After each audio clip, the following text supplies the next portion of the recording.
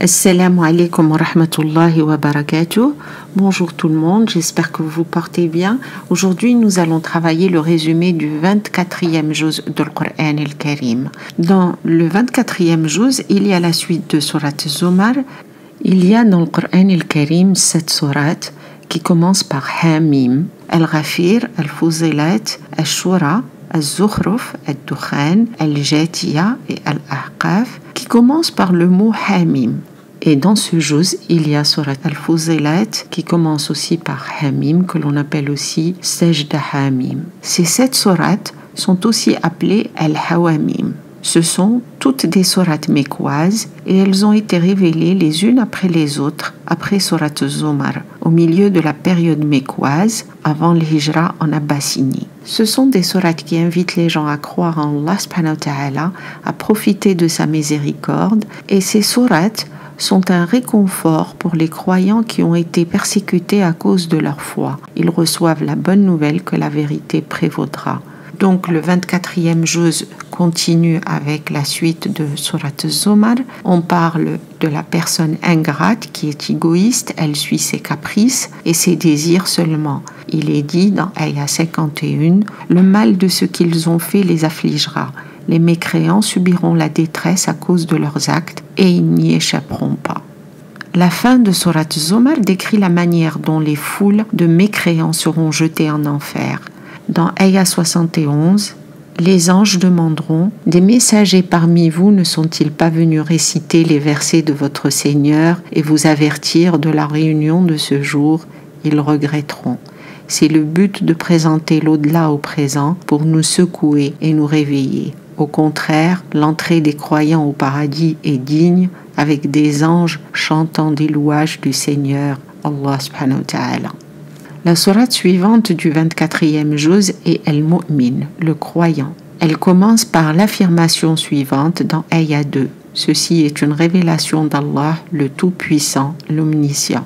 Les mécréants ont nié cela, alors des arguments de l'histoire humaine, de l'expérience des peuples précédents et du monde naturel sont présentés. Leur déni est basé sur une fausse fierté du savoir et de la richesse qu'il est leur. Ils pensent à tort que les choses matérielles les sauveront et qu'ils n'ont pas besoin du Tout-Puissant, Allah subhanahu wa ta'ala. Les anges prient pour les esprits spirituels dans Ayah 7. Il est dit « Notre Seigneur, tout est à l'ombre de ta bonté et de ta connaissance. Pardonne donc à ceux qui se repentent et suivent ton chemin et protège-les du châtiment de l'enfer. » Allah subhanahu wa ta'ala est Al-Mujib, le répondeur, une belle façon de nous encourager à chercher sa bonne volonté, ses soins et sa gentillesse. Dans Ayah 60, ton Seigneur a dit « Appelle-moi et je te répondrai ».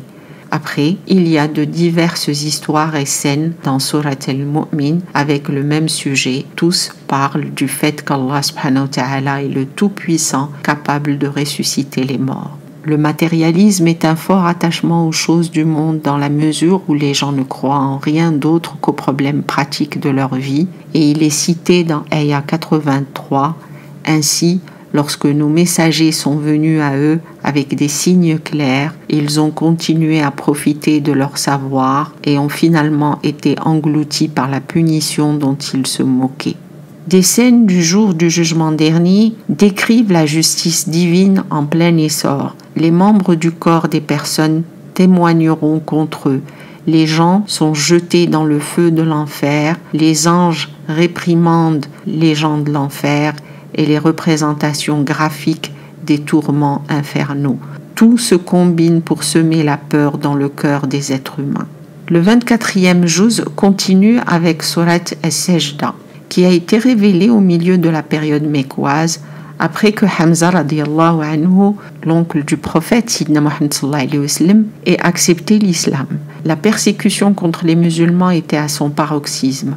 L'acceptation de l'islam par cet éminent dirigeant Qurayshi a renforcé les musulmans. Les Qurayshites ont tenu une réunion sur la menace croissante de l'islam et Utba ibn Rabi'a, un chef Qurayshi, a pris la responsabilité de conclure un accord avec le prophète Sidna Muhammad sallallahu alayhi wa sallam. Alors, il est allé lui dire mon neveu, tu as apporté à ton peuple quelque chose de grave, une préoccupation par laquelle tu as créé un fossé entre les communautés. Voici une proposition. Voyez si vous pouvez l'accepter. Si c'est la richesse que vous cherchez, alors nous vous constituerons une fortune. Ou si c'est l'honneur que vous cherchez, nous ferons de vous notre souverain. Et si vous ne pouvez pas vous débarrasser de l'esprit qui vous apparaît, vous trouverons leur meilleur médecin. Le prophète Sidna Muhammad sallallahu alayhi wa sallam lui dit « Père de Walid, écoute-moi maintenant » et commence à réciter Surat Sajda en commençant par Hamim. Utba était captivé en écoutant attentivement lorsque le prophète Sidna Muhammad sallallahu alayhi wa sallam arriva à ces mots dans Ayah 13. S'il se détourne, dites « Je vous ai averti d'un coup de foudre comme le coup de foudre de Ad et de Tamoud » dans Ayah 13. Utba posa son doigt sur sa bouche et lui demanda d'arrêter de réciter. À son retour, Utba dit aux Qurayshites « J'ai entendu ces mots comme je n'en avais jamais entendu auparavant. Ce n'est pas de la poésie, par Dieu. Ce n'est pas non plus de la sorcellerie ni un devin. Ne venez pas entre cet homme et ce qu'il est, mais laissez-le faire. » Surat Sajda invite les gens à croire en Tawhid, Al-Risala et Al-Akhira. C'est une révélation du gentil, du bienveillant, un livre dont les versets sont clairement expliqués, un Coran arabe pour un peuple qui a des connaissances. Il donne de bonnes nouvelles et des avertissements. De Ayah 2 à 4. Pourquoi les mécréants n'écoutent-ils pas ? Parce qu'ils ont l'esprit bloqué et sont intolérants. Ils devraient regarder les merveilleux signes de la majesté d'Allah subhanahu wa ta'ala dans la nature. La puissance, la sagesse, la gentillesse, la providence, l'organisation et la gestion évidente dans le vaste univers sont un témoignage de l'œuvre du Tout-Puissant et du connaisseur, Allah subhanahu wa ta'ala. Les Qurayshites sont avertis de leur grossièreté et de leur rejet de la vérité. Leurs arguments sont refutés. Allah subhanahu wa ta'ala ressuscitera les morts et un homme peut être le messager d'Allah subhanahu wa ta'ala. Ils sont prévenus. Votre comportement dangereux aura des conséquences terribles. Ce jour-là, même vos oreilles, vos yeux, votre peau témoigneront contre vous. Dans Ayah 45, les Qurayshites ont été incités par les Juifs à demander quel est le besoin d'une nouvelle révélation alors que le Coran accepte déjà les psaumes et les évangiles comme des révélations divines. La réponse fut « Nous avons donné le livre à Moussa, mais un désaccord est survenu à ce sujet-là. » Le messager, An-Nabi, sallallahu alayhi wa sallam, est rassuré. Il a un message noble, pur, bénéfique, qui change la vie. Et si les ignorants n'écoutent pas, alors sa réponse doit être digne, douce et indulgente. Donc les points les plus importants à souligner dans ce 24e juz sont les suivants. Allah subhanahu wa ta'ala est suffisant pour le prophète sallallahu alayhi wa sallam. Les mécréants seront humiliés. La futilité du shirk et ses conséquences néfastes. La miséricorde d'Allah subhanahu wa ta'ala est disponible pour tous. Le jugement d'Allah subhanahu wa ta'ala sera là, la récompense des croyants et la punition des mécréants. Le Coran al-Karim vient d'Allah, qui est à la fois miséricordieux et sévère en punition. Il y a les avertissements aux non-croyants et il y a un réconfort aux croyants. Il y a l'échec des mécréants, le jour du jugement dernier appartient à Allah subhanahu wa ta'ala. Il y a une leçon de l'histoire du prophète Sidna Moussa alayhi salam. Même le puissant pharaon et son armée ne pouvaient pas l'aider contre la colère d'Allah subhanahu wa ta'ala. L'histoire d'un croyant du peuple de Pharaon qui a déclaré sa foi, sa conversation avec son peuple. Il y a aussi que les faux dirigeants emmèneront leur peuple en enfer.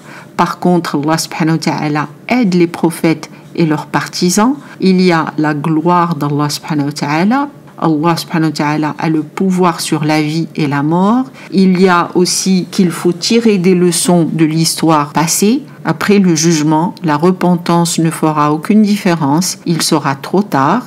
Il y a une invitation à comprendre la vérité du Coran al-Karim. Le Coran al-Karim est un livre qui explique tout. Allah subhanahu wa ta'ala a créé le ciel et la terre. Il y a l'avertissement à ceux qui se détournent d'Allah subhanahu wa ta'ala, ceux qui nient Allah subhanahu wa ta'ala, leur propre corps témoignera contre eux le jour du jugement dernier. Il y a aussi le plan des mécréants de vouloir supprimer le message du Coran al-Karim qui échouera. Allah subhanahu wa ta'ala donne la force aux croyants. Dans ce 24e juz, on parle aussi que les meilleurs sont ceux qui invitent Allah subhanahu wa ta'ala à leur vie, l'effet de la révélation sur les croyants, les signes d'Allah subhanahu wa ta'ala. Allah donne le temps aux gens de se repentir, ce que vous faites de bien ou de mal, et pour et contre vous-même, la vérité réussira peu à peu. Wallahu a'lam. J'espère que ce petit résumé du 24e juz vous a aidé. Je vous souhaite une bonne continuation et à bientôt. Wassalamu alaikum wa rahmatullahi wa barakatuh. Bye bye.